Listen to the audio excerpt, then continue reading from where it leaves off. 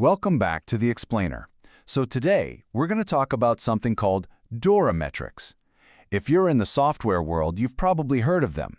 They're basically the gold standard for figuring out how well your development process actually works. So here's the big question every single tech team has to ask themselves. Are we actually fast? Or are we just fragile? You know, that constant push and pull between getting things out the door quickly and making sure they don't break the second they go live. Finding that sweet spot, that's the real challenge. Yeah, and for the longest time, measuring that balance, it was tough. Teams were basically flying blind. I mean, without the right data, how do you really know if the changes you're making are helping? Or if you're just kicking a can down the road and creating a huge mess for your future self? And you know, this whole blind spot really came from the old way of doing things. You had the dev team, right? They'd build the thing. Then they'd basically just toss it over the wall to the operations team. There was no real collaboration, which meant nobody had the full picture. And that, right there, is the exact problem that DevOps was created to fix. Okay, so to get out of that blind spot, you need a guide. You need a tool. And that's where DORA comes in. But here's the key thing to remember. It's not just a list of metrics you check off. Think of it more like a compass. It's a tool that gives you a true north, helping you navigate all the chaos of software delivery. So what makes this compass so trustworthy? Well, it's where it comes from. DORA stands for DevOps Research and Assessment, and it's not just some random idea somebody cooked up. It's the result of years and years of super intense research from a team at Google Cloud.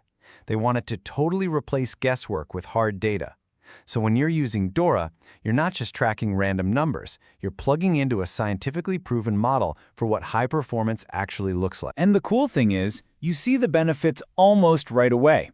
Instead of just guessing how long something will take, your team can give estimates that are actually realistic. You can plan your work way better. But I think the biggest win is that you can find the exact bottleneck in your process. This completely changes the conversation with your boss. You go from saying, I think we need a new tool to, look, the data shows that if we invest right here, we can cut our recovery time in half. Now that is a conversation that gets you the budget you need. So, what are the actual coordinates on this compass? Well, the whole DORA framework is built on just 4 key metrics, and they're designed to perfectly capture that tension we talked about between speed and stability. Let's dig into them. Right, so these 4 metrics are split into 2 super important categories: speed and stability. See, it's not enough to just be fast, and it's not enough to be super stable and never ship anything. You absolutely have to have both. Speed is all about how fast can we get new stuff to our users.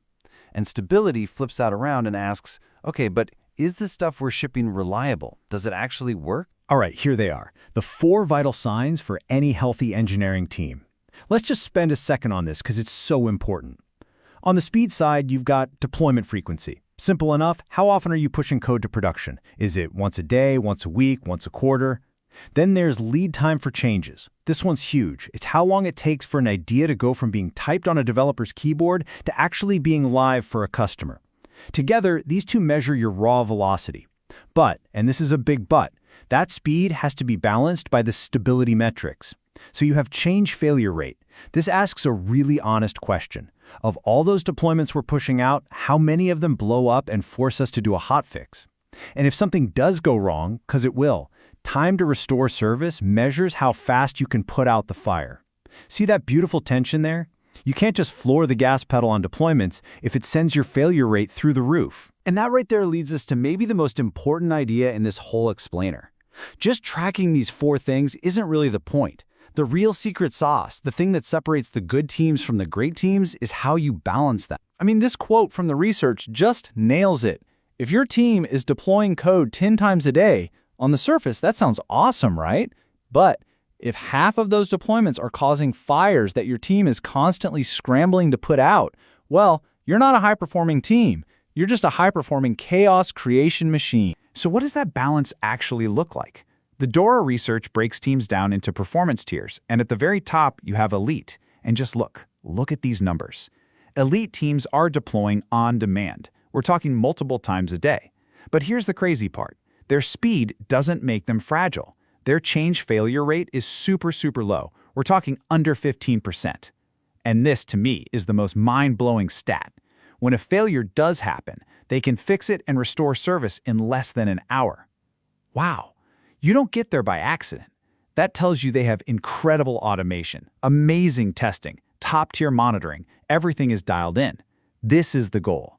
This is what speed and resilience look like when they work together. Okay, I know hearing about elite performance might sound a little intimidating, but getting started on this path is actually way more straightforward than you might think.